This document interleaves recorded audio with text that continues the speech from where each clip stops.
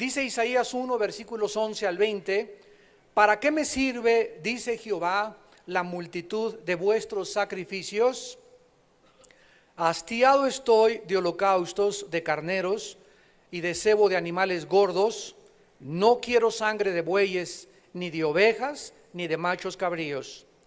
¿Quién demanda esto de vuestras manos cuando venís a presentaros delante de mí para hollar mis atrios? No me traigáis más vana ofrenda. El incienso me es abominación. Luna nueva y día de reposo, el convocar asambleas, no lo puedo sufrir. Son iniquidad vuestras fiestas solemnes. Vuestras lunas nuevas y vuestras fiestas solemnes las tiene aborrecidas mi alma. Me son gravosas, cansado estoy de soportarlas. Cuando extendáis vuestras manos, yo esconderé de vosotros mis ojos. Asimismo, cuando multipliquéis la oración, yo no iré. Llenas están de sangre vuestras manos. Lavaos y limpiaos. Quitad la iniquidad de vuestras obras. De delante de mis ojos, dejad de hacer lo malo. Aprended a hacer el bien, buscar el juicio, restituid al agraviado, hacer justicia al huérfano, amparad a la viuda. Venid luego, dice Jehová, y estemos a cuenta. Si vuestros pecados fueren como la grana, como la nieve serán emblanquecidos. Y si fueren con rojos como el carmesí, vendrán a ser como blanca lana. Si quisiereis y oyereis, comeréis el bien de la tierra. Si no quisiereis y fuereis rebeldes, seréis consumidos a espada, porque la boca de Jehová lo ha dicho. Tenemos delante de nosotros en esta mañana un tema muy fuerte, un tema donde Dios habla con el corazón en la mano, reprendiendo al pueblo de uno de los más grandes peligros en los que la iglesia del siglo XXI puede caer. Hemos dicho cuando iniciamos estas conferencias del libro de Isaías, que Isaías es un libro tan relevante porque da un mensaje para el pueblo de Dios de aquellos tiempos. Sin embargo, el mensaje que recibieron la época de Isaías también es relevante para esta época, precisamente del pueblo de Dios que en estos momentos está viviendo la antesala de la segunda venida de Jesucristo. ¿Qué es lo que tenemos delante de nosotros en esta mañana? Tenemos un cuadro donde Dios comienza a decirle a su pueblo: ya no se acerquen a mí. No les está hablando a los filisteos, a los jebuseos, a los amorreos, a los amalecitas. Le está diciendo Dios a su pueblo: ya no quiero que se acerquen a mí. Y esto cuando Dios le dice eso a su pueblo, o cuando le dice a un hijo o a una hija suya: ya no quiero que te acerques a mí, es un estado altamente peligroso. Tenemos aquí a un pueblo que Dios le dijo que ofrecieran sacrificios, y los judíos venían todos los días y entraban a los atrios del tabernáculo, que es el patio. Después seguía el lugar santo, donde solamente los sacerdotes entraban, y el lugar santísimo, donde el sumo sacerdote una vez al año entraba en el mes de Tishri para ofrecer la expiación, o el día de Yom Kippur, la expiación por los pecados de todo el pueblo. El pueblo de Dios y todas las personas que se acercaban al altar del sacrificio llegaban a este altar y ponían la mano sobre el animal, sobre el borrego, sobre el buey, sobre lo que se fuera a sacrificar, y en ese momento todo, absolutamente todo, era un simbolismo. Todo eran como sombras, eran como retratos oscuros donde muchos no captaban exactamente qué significaba, pero todo, absolutamente todo, las fiestas, Pentecostés, la Pascua, los panes sin levadura, el día de la expiación, los tabernáculos, todo era absolutamente símbolos de la cruz. Todo giraba alrededor del plan central, universal, eterno de los siglos, que es la cruz del Hijo de Dios.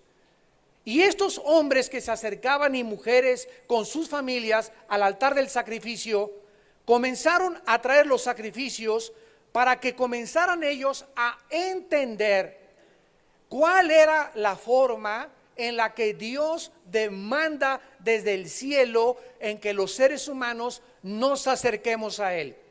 Y hemos visto que Dios no nos dejó la alternativa de que nosotros decidiéramos cómo acercarnos a Él. Esto es lo que es, desgraciadamente, las religiones. ¿Qué cosas son todas las religiones sin ninguna excepción? Métodos, sistemas, sacrificios, peregrinaciones, rezos, encerrarse en un convento, latiguearse, seguir ciertas disposiciones inventadas por los hombres, mandamientos de hombres. Todas las religiones, sin ninguna excepción, ordenan a la gente que para poder entrar al cielo, o las que proclaman el cielo excepto el budismo, que es una religión atea, todas las demás dicen: pórtate bien, haz buenas obras, cumple con ciertos ritos, cumple con ciertos sacrificios, haz esto, haz aquello, y tal vez, si no llegaste a la meta, hay un purgatorio donde puedes purgar tus pecados, o donde los que estamos vivos podemos ofrecer sacrificios para que las almas que estén ahí adentro puedan salir pronto y puedan encontrarse con Dios. Ninguna de estas enseñanzas, damas y caballeros, santos de Dios, ninguna de estas enseñanzas se encuentra en las Sagradas Escrituras. Entonces el hombre ha inventado desde Caín la forma en la que ellos piensan acercarse a Dios. Pero repito, cuando venimos a la Biblia y abrimos las páginas de la Biblia, nos encontramos con la revelación del cielo, donde Dios en las páginas de la Biblia nos revela, nos enseña que nada de lo que nosotros podamos hacer nunca nos va a acercar a Él, sino que el camino para poder entrar al cielo, la forma en la que nosotros podemos estar en una relación correcta, adecuada con Dios, es única y exclusivamente mediante el sacrificio en la cruz de su Hijo Jesucristo. Que no hay ningún otro sacrificio que la raza humana pueda ofrecer, porque Dios ofreció el máximo sacrificio de los siglos en la eternidad. Entonces nada se puede comparar a lo que Dios hizo por nosotros. Dios nos envía un mensaje contrario a nuestra manera lógica de pensar. Repito, la manera lógica de pensar es: tengo que hacer algo para entrar al cielo, tengo que cumplir con ciertos ritos para estar bien, tengo que cumplir con esta peregrinación, pero no importa traer aquí atrás la pacha de centenario de tequila, o de lunes a martes hacer lo que quiera, continuar defraudando, pero eso sí, el domingo es el día de mi religión, es el día en el que me echo mi persinada, es el momento en el que cumplo con mi religión, y de lunes a sábado no me acuerdo nunca de Dios. Esto es lo que es la religión, solamente un sistema en el que se puede limpiar la conciencia una vez a la semana, pero todas estas cosas Dios las abomina. Ahora que sabemos qué diferencia hay entre las religiones y el cristianismo, porque el cristianismo no es una religión. El cristianismo es una persona. No es dogmas, no son conceptos, no son mandamientos. Tú puedes cumplir mandamientos, dogmas, sistemas, preceptos, ritos, ceremonias, liturgias, e irte al infierno. El cristianismo es una persona que se llama Jesús. Dice en 1 de Juan capítulo 5, el que tiene al Hijo tiene la vida. El que no tiene al Hijo, aunque tenga una religión, aunque hayas heredado una religión, aunque hayas construido 50 asilos para ancianos, 25 orfanatorios, aunque hayas inclusive entregado todo y haberte metido a un lugar y a aislarte del mundo, a un convento, a un monasterio, etcétera, etcétera, si no tienes al Hijo de Dios, todas las cosas que tú hagas en tu vida no tienen aceptación delante del Dios de la Biblia. Y al ser humano no le quedan más que dos caminos: creer lo que dice Dios en las Escrituras, o creer a tu corazón perverso y engañado que nos desvía.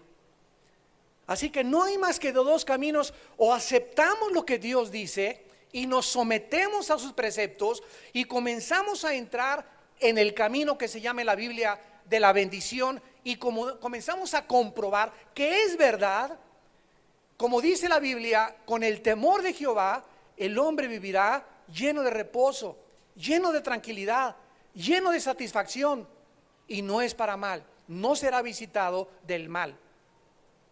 El temor de Dios es algo maravilloso que lo comprobamos en la Biblia, y las maldiciones de la misma manera son verdad. ¿Cuántos de ustedes son testigos? Somos testigos, dijo el otro, que cuando nos apartamos del Señor nos va como en feria. Mentira que nadie haya prosperado alejándose de Dios. No es cierto, no es cierto, no es cierto. El pecado tiene como paga la muerte. El pecado nos hace sufrir. El pecado nos hace nublar el entendimiento. Dice la Biblia, la insensatez del hombre lo aleja de los caminos de Dios, y luego se irrita su corazón contra Dios.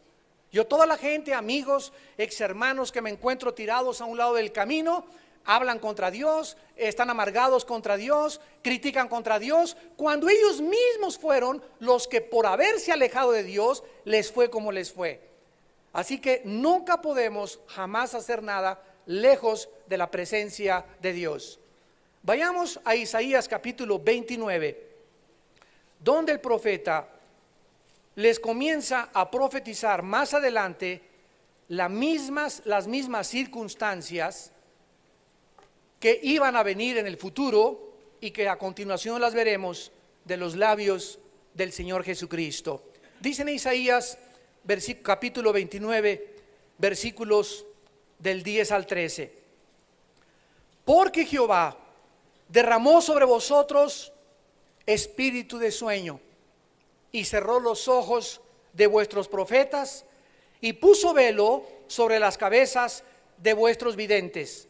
O sea, llegó un momento en que aquellos hombres a quienes Dios llamó para despertar la conciencia del pueblo, estos mismos hombres, no, claro que Isaías fue una excepción y hubo un remanente, pero la mayor parte de los profetas y la mayor parte de los predicadores y la mayor parte de los sacerdotes que deberían de ser los líderes de Dios, cayeron en la misma apostasía del pueblo.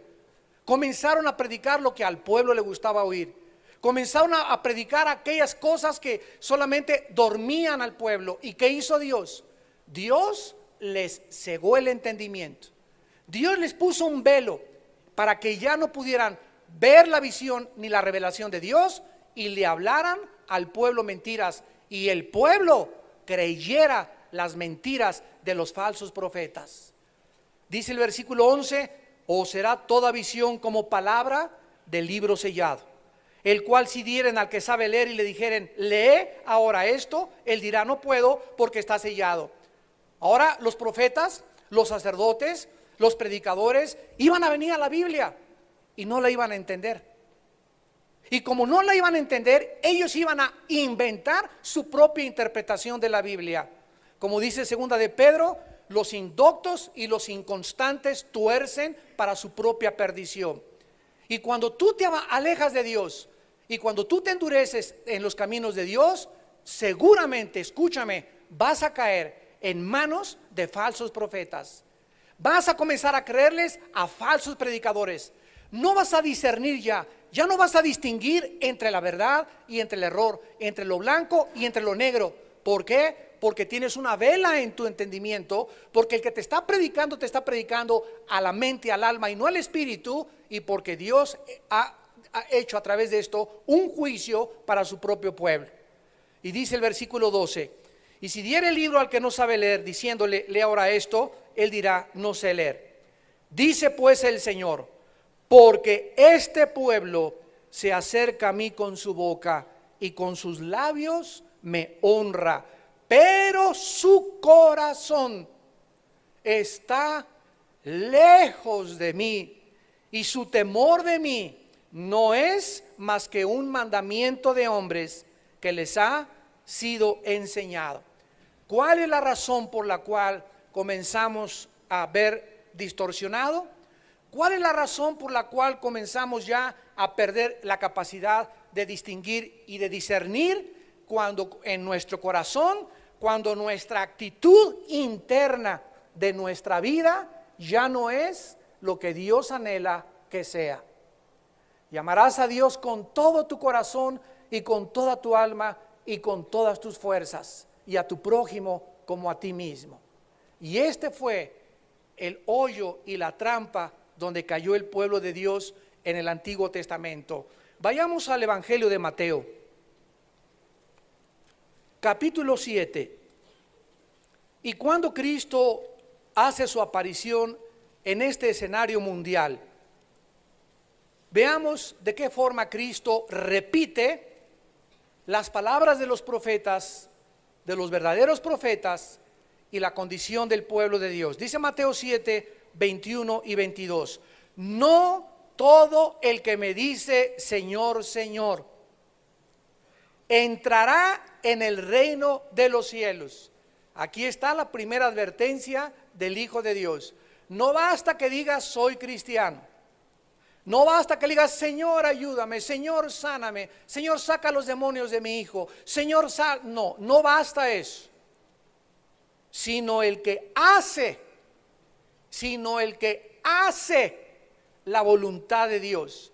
La voluntad de Dios no solamente debe ser aceptada y creída intelectualmente, sino que la voluntad de Dios tiene que llevarse a la práctica. Tenemos que vivir lo que nosotros sabemos que Dios nos manda. No basta que digas Señor soy cristiano, no quiero que ames a tu esposa como yo te amé, dice Jesús. Ah, caray. No basta con que vengas a la iglesia y me des tus diezmos y formes parte de una congregación. Quiero que en tu casa tu esposa sea tu reina. Quiero que seas considerado con ella. Quiero que la trates como vaso frágil. Quiero que la guardes en tu corazón. Quiero que guardes tu vida interior de otras mujeres. Estamos bombardeados por una publicidad increíble, grandes titulares, grandes espectaculares, televisión, revistas por todos lados, donde se puede cautivar nuestra imaginación. Y si nosotros comenzamos a ver demasiado y a detener demasiado nuestros pensamientos en esas imágenes, en esas películas, en esas revistas, comenzamos a pecar de adúlteros. Porque Jesús dijo claramente, no todo aquel que se acuesta con una mujer comete adulterio. En verdad les digo que cualquiera de ustedes que desea a una mujer o codicia en su corazón a una mujer es culpable de adulterio. Tenemos que guardar nuestra vida interior. Nuestra vida interior tiene que ser santa, tiene que ser pura. No puede haber una actitud equivocada en mi corazón con mi novia. Yo no puedo creer que soy cristiano y ponerle las manos a mi novia y meterle las manos a las piernas a mi novia y acariciar su cuello y llevármela al cine para eso, porque en ese momento mi actitud interior comienza a desintegrar mi personalidad. Me comienza a separar inmediatamente de la santidad de Dios y comienzo a racionalizar. Pues que todos lo hacen. Es que nos tenemos que conocer. Es que no tiene nada de malo una canita al aire. Es que así puede pasar tu vida y antes de casarte ya te acostaste con 5 muchachos, ya te acostaste con 10 muchachas. ¿Cómo puede Dios bendecir así tu matrimonio futuro? ¿Cómo puede Dios traerte a ese hombre que tiene para ti y a esa mujer que tiene para ti cuando en tu vida no hay santidad? Es increíble las bendiciones tan grandes, dicen los salmos, cuán grande es la bondad que Dios tiene guardada para los que le temen. Si supiéramos que nos tiene así una caja, una bodega de regalos, Dios que nos quiere abrir de los cielos y dárnoslas así, abriré las puertas de los cielos y derramaré, vaciaré bendición sobre bendición, si lo único que tú haces, hijo, hija mía, es ser puro sexualmente. Si tú mantienes tu pureza sexual, si tú mantienes tu santidad, Dios te bendice como no tienes idea. No te imaginas la mujer con la que te vas a casar, el hombre con el que Dios tiene para tu vida. Pero ¿cómo puede Dios traerle a un hombre, una mujer, cuando ese hombre a sus 3 antiguas novias no las respetó? ¿Cómo puede Dios traer una muchacha linda, preciosa, que a lo mejor se quiere hasta de misionera? ¿Cómo puede dársela a un barbaján? Te vas a casar con una igual que tú. Ese es tu destino, ese es tu futuro. Y cuando estés casado no digas, es que Dios tuvo la culpa. Dios lo pudo haber evitado. Claro que lo pudo haber evitado, pero no lo hizo. ¿Por qué? Porque Dios nos ha concedido la libertad de escoger y de recoger nuestra cosecha. Y este es el pueblo al que Dios se está dirigiendo. No me digas, Señor, Señor, Señor, haz mi voluntad. ¿Cuál es tu voluntad? No cometerás inmoralidad. No le deberás dinero, nada a nadie. Y si lo debes, haz la actitud o la intención de pagarlo. Guárdate puro en tu corazón de mujeres extrañas, de hombres extraños. No trances a nadie. No trates de pasarte de listo con alguien en la vida, porque me amarás a mí y a tu prójimo como me amas a mí, dice el Señor. En Mateo capítulo 23, versículo 28, Cristo le dijo a un grupo de religiosos llamados los fariseos, Mateo 23, 28, así también vosotros por fuera a la verdad, os mostráis justos ante los hombres, pero por dentro estáis llenos de hipocresía y de iniquidad. ¿Cuánta gente conocemos todos que pertenece a esta categoría? Tienen cara de San Cosme, de Santa Teresita de Jesús. No podrías imaginarte que rompen un plato. Ve la cara, como les dije una vez, de Bin Laden. Tiene una cara de borreguito a medio morir, que nada más le pones una aureola y podría estar dentro de los santos. Es la otra cara de la maldad. Hay mucha gente así, que les ves la cara y tienen una cara así de buenas gentes, y no, esta persona buena gente, y se ve así. Pero si tú conocieras su vida interior, y si tú conocieras cómo vive en su matrimonio interior, y si te metieras a vivir 3 días debajo del techo de su casa, de una forma invisible, te darías cuenta cuánta gente a nuestro alrededor vive aparentando lo que no es. En Ezequiel, Dios puso unas palabras, capítulo 33. En Ezequiel, capítulo 33, versículo 31 y 32. Le dice Dios a Ezequiel, Ezequiel 33, 31 y 32. Y vendrán a ti como viene el pueblo, y estarán delante de ti como pueblo mío, y oirán tus palabras y no las pondrán por obra. ¿Cuánta gente va los domingos a tantas iglesias en el mundo entero? Y oyen, y oyen, y oyen. Y tienes 5 años oyendo, y tienes 10 años oyendo la verdad. Sin embargo, esta verdad y estas cosas que tú oyes, no las pones en práctica. Y no es hasta el momento en que ponemos en práctica lo que nosotros conocemos de la Biblia que nos volvemos sabios. ¿Qué es la sabiduría? Apúntalo. La sabiduría es la capacidad de llevar a la práctica el conocimiento. Tú puedes tener mucho conocimiento de la Biblia y haber tomado 10 diplomados y haberte graduado con un doctorado en teología, en ciencias, en lo que sea. Puedes tener yo conozco a personas que han traducido la Biblia aquí en México. Hay un doctor especial, me reservo su nombre. Es una eminencia, tradujo el Nuevo Testamento del griego al castellano y conoce increíblemente el Nuevo Testamento, pero no conoce al autor de la Biblia. Qué tragedia, ¿verdad? Qué cosa más irónica podría sucederle a un ser humano. La información, la data per se no nos sirve si nosotros no creemos lo que está escrito y lo demostramos y evidenciamos que creemos hasta que lo ponemos por obra, porque la fe sin obras es muerta. Regresamos a Isaías, y con estos antecedentes Dios ve que su pueblo ha llegado a lo que no debemos nunca llegar nosotros. Llegaba su pueblo y traían el sacrificio mecánicamente.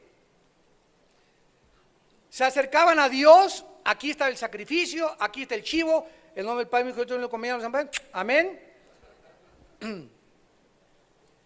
Y comenzaron a llegar a la iglesia, párense, siéntense, santo, santo, santo, toma la cena del Señor, todo de forma mecánica, de forma como si fueras un robot, automática.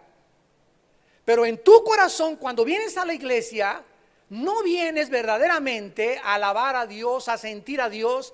Vienes a abrir los ojos, a criticar al que danza, a criticar al predicador, a criticar el vestido de china poblana que tiene tu vecina sentada junto a ti. Vienes a ver qué cosa captas mal, equivocado en tu corazón. No estás en el espíritu, no has ni siquiera entendido qué es adorar a Dios. Cantas así mecánicamente, ya nada más te falta el himnario aquí enfrente, santo, santo, santo, Señor omnipotente, de la boca para afuera, pero estás seco, seco y duro como un nopal. Y es el peligro en el que podemos caer, que nos comencemos a acostumbrar de venir aquí el domingo, porque es costumbre venir el domingo, porque ya es algo que forma parte de cumplir. Y ahora sí puedo irme a hacer muchas cosas el domingo, porque ya cumplí el domingo en el servicio. Tengamos cuidado de eso, amados santos de Dios, porque cuando caemos en esa trampa, sin que nos demos cuenta, nos comenzamos a convertir en religiosos. ¿Qué es la religiosidad? Gente que va a la iglesia. Yo me acuerdo antes de que yo fuera cristiano, iba a mi religión, párense, siéntense. Nunca entendía, porque hasta en otro idioma hablaba la persona que estaba dirigiendo el servicio religioso, y no entendía ni lo que decía, pero ya, mamá, ya cumplí el domingo, y me iba en la noche a la discoteca, porque ya cumplí con mi religión. Miércoles de ceniza, ya cumplí. Navidad, ya cumplí. Era cumplir con los ritos, con lo que mi religión demanda, sin que mi actitud interna jamás hubiera cambiado. Dice el versículo 11, ¿para qué me sirve, dice Jehová, la multitud de vuestros sacrificios? Hastiado estoy de holocaustos, de carneros, de cebo de animales gordos. No quiero la sangre ni de las ovejas, ni de los bueyes, ni de los machos cabríos. Llega un momento en que Dios les dice, todos esos sacrificios que ustedes me están trayendo, todo lo que estás haciendo, familia Pérez, familia González, familia Díaz, etcétera, etcétera, quiero decirte que todas las cosas que estás haciendo, ninguna de estas cosas que tú estás haciendo son de mi agrado. Ya no estoy contento con tu vida, Juan de los Palotes. Ya no me interesa que me digas, ya nos vamos a casar, échenos la bendición, pastor. Como si fuera verdad la absolución, y hasta agua bendita quieren ya que les aviente uno. Ya no puedes tú llegar a ese punto, porque cuando llegamos a ese punto es cuando Dios nos hace ver, ya no quiero eso. O sea, no les estoy pidiendo eso. ¿Ustedes creen que yo quería que mataran al chivo, que mataran al borrego, que mataran al buey? Todo era absolutamente un símbolo. Yo quería, dice Dios, que cuando ustedes se acercaran e entendieran, al ponerle la mano en el animal, que era el animal el que moría como un sustituto de ustedes, que ustedes merecían morir en lugar del animal, y que el animal representaba lo que mi hijo iba a hacer miles de años después. Pero lo que me interesa más, dice el Señor, que cuando tú te acerques a mí, a darme tu ofrenda, a darme tus oraciones, a pedirme, Padre Santo, Señor, etcétera, etcétera, tengas un corazón limpio, tengas un corazón santo, que no haya en tu vida nada que te acuse, ni que te llene de culpa, ni que te llene de vergüenza. Como consecuencia, Dios rechazó sus sacrificios. Versículo 13 y 14, Dios les manda por estas causas que detuvieran, le dice al profeta, por favor, diles que detengan los sacrificios. no me traigáis más vana ofrenda. El incienso es un tipo de la oración, me es abominación. Luna nueva y día de reposo, el convocar asambleas, no lo puedo sufrir. Son iniquidad vuestras fiestas solemnes, vuestras lunas nuevas, vuestras fiestas solemnes, las tiene aborrecidas mi alma, me son gravosas, cansado estoy de soportarlas. Ya no deberían de traer incienso, ya no deberían orar, ya no deberían ni siquiera venir ante su presencia. Ya no quería Dios sacrificios, ya no quería Dios que celebraran el Sukkot, que celebraran el Yom Kippur, que celebraran los tabernáculos. ¿Por qué? Porque la actitud del pueblo no era la actitud que Dios demandaba. Las fiestas, repito, eran símbolos, los sacrificios eran símbolos, las ofrendas eran símbolos, todo era un tipo, eran sombras de lo que próximamente el Mesías haría en la cruz del Calvario. Y como encontramos ahora, ¿verdad?, en el siglo XXI en el que vivimos, cuánta gente a mí me ha dicho, ¿y ustedes por qué no celebran el Shabbat? ¿Qué no sabes que Dios mandó el sábado para adorar? Y es una ignorancia increíble de los dos pactos cuando una persona se expresa de esta manera. El Shabbat perteneció a la nación de Israel. El séptimo día perteneció a la nación de Israel. Cristo resucita no el séptimo día, Cristo resucita el octavo día, que es el primer día de la semana, que le llamamos domingo. El Espíritu Santo viene el primer día de la semana, que le llamamos domingo. Los apóstoles se reúnen en el libro de los Hechos en el primer día de la semana, que es domingo. Y en 1 Corintios 16, Pablo le ordena a la iglesia que el primer día de la semana traigan las ofrendas. ¿Qué fue lo que sucedió? Que el antiguo pacto, a quienes se les dio el séptimo día y se les dio el Shabbat, ahora en el nuevo pacto a nosotros se nos da el octavo día, y ahora no se nos da un día específico, lo hacemos el domingo porque es el día de descanso de la mayor parte de las personas que laboran en sus lugares de trabajo.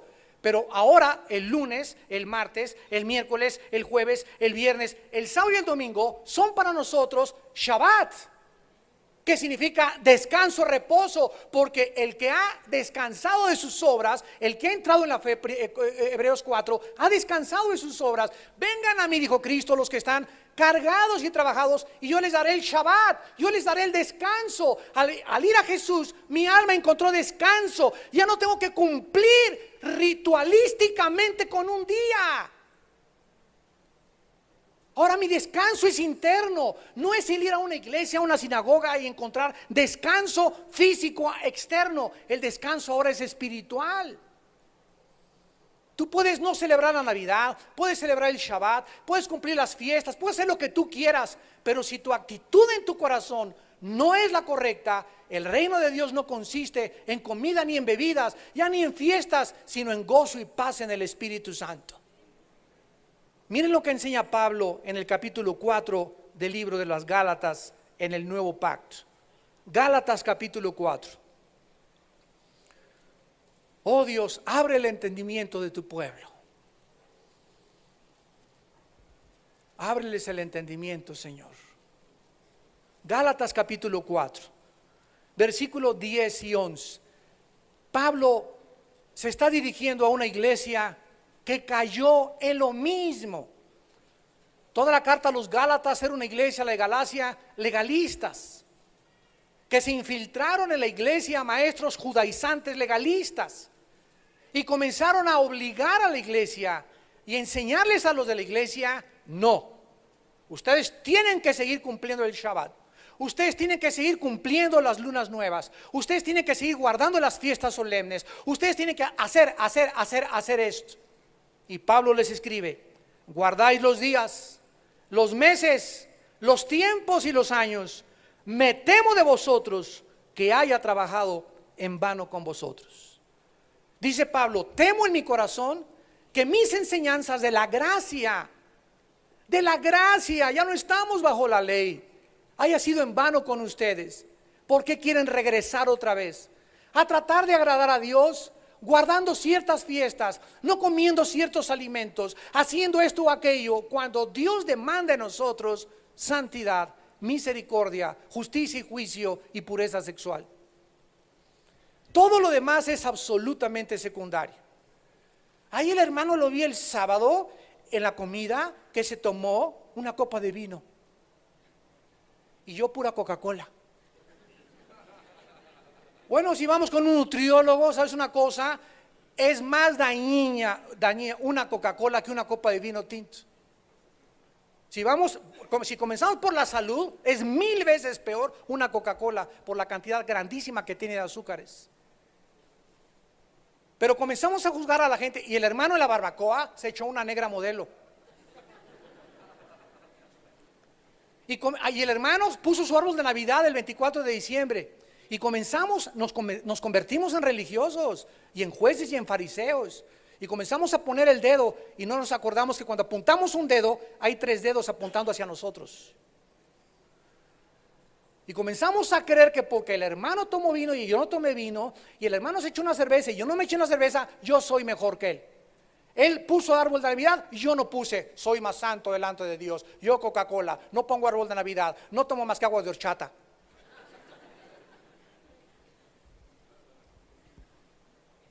Regresamos a Isaías y de una manera misericordiosa, porque nuestro Dios es grande en misericordia.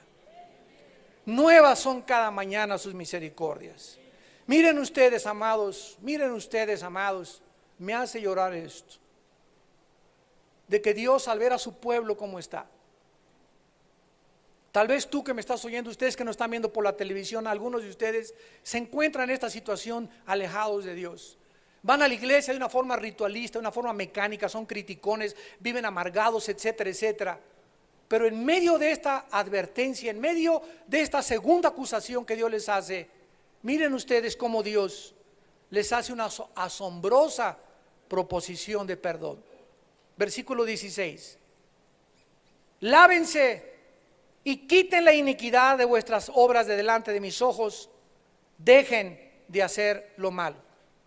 Dejen de hacer lo malo, aprendan a hacer el bien, busquen el juicio, restituyan al agraviado, hagan justicia al huérfano, amparen a la viuda.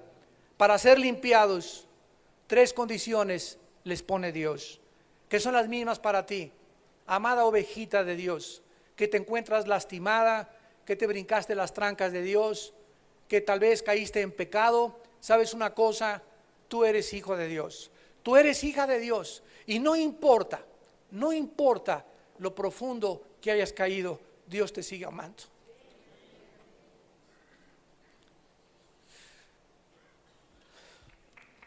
Dios nos ama.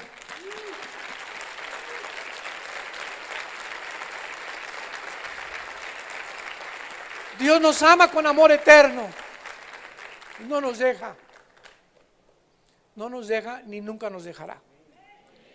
Nosotros somos los que le dejamos a Él. Él nunca jamás nos dejará. Dice en Timoteo, aunque fuéramos infieles, Él sigue siendo fiel. Y la prueba de que tú te has muerto, y la prueba de que estás aquí, y la prueba que tú me estás oyendo por televisión, es porque Dios te ama y te sigue hablando. Vuélvete a mí, regresa, te estoy esperando. Dice el versículo 16, lávense y quítense la iniquidad y dejen de hacer lo malo. Número 1, Dios nos pide arrepentimiento. Es la primera condición para regresar a Dios. Gracias. Es la primera condición para regresar a Dios, arrepentimiento. ¿Qué es el arrepentimiento? El arrepentimiento es ir caminando en un camino y darme cuenta que estoy mal. Darme cuenta que si sigo en ese camino, estoy próximo a desbarrancarme, a destruir mi vida y arrastrar junto conmigo a mi propia familia. Y en ese momento, cuando ya estoy cerca del precipicio, Dios nos vuelve a iluminar, nos tumba nuestro caballo y nos dice, vuélvete a mí, que significa date la media vuelta. El arrepentimiento es una vuelta, no nada más de dejar de tomar, dejar de fumar, dejar de fornicar, porque eso es media vuelta. Si tú puedes dejar de hacer lo malo, hasta ahí no es arrepentimiento, sino que aparte de dejar de hacer lo malo, tienes que volverte a Dios. Porque hay mucha gente que ya deja de tomar, deja de drogarse, pero no se vuelve a Dios.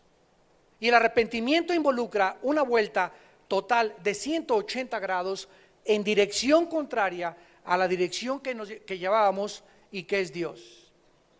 El arrepentimiento es en esta mañana darte totalmente la vuelta y decirle: Padre Santo, tú sabes que yo no puedo dejar esto, tú sabes que he pecado contra ti, me arrepiento, reconozco que estoy mal, y te das la media vuelta y te corres a la cruz otra vez, abrazar la cruz, y la sangre de Jesucristo nos sigue esperando para lavarnos de todos nuestros pecados. Y nuevas son cada mañana sus misericordias. No quiero saber qué hiciste anoche, ni qué hiciste la semana pasada, ni qué hiciste hace un mes. Hoy la sangre de Cristo tiene poder para lavarte.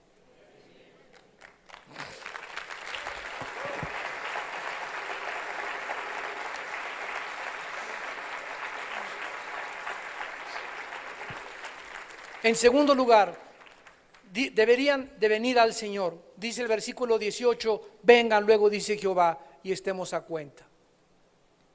Esta frase, estemos a cuenta, yakach en el hebreo significa razonemos juntos. Dios te invita y te dice: tú no eres un animalito, te encuentras al borde de tu destrucción, pero tú tienes una mente, no eres un perro, no eres un gato, no eres un caballo. Vamos a razonar, dice el Señor, vamos a pensar racionalmente. ¿Quién puede creer que viviendo en pecado le puede ir bien? Puedes tener más dinero, puedes prosperar robando, pero tú sabes cuánta culpa, cuánta vergüenza, la conciencia con la que vives, y además que hay mucha gente que tiene todo lo que su alma puede desear, pero no puede disfrutar lo que tiene, porque para que disfrutemos lo que tengamos necesitamos la mano de Dios en nuestra vida. Entonces te dice Dios: razonemos, o sea, levanta los ojos al cielo y reconoce que la vida que llevas no te va a llevar a ningún buen lugar.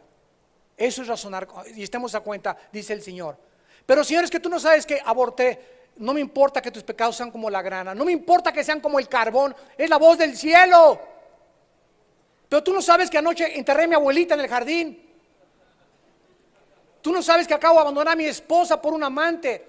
Me fui con un hombre por un amante. Me acosté con mi novia anoche. No me importa que tus pecados sean como el carbón. Si tú te arrepientes, vendrán a ser como blanca lana. Gloria a Dios. Esa es la gracia y la misericordia de nuestro Padre Celestial. Es la gracia de Dios. Es la gracia de Dios.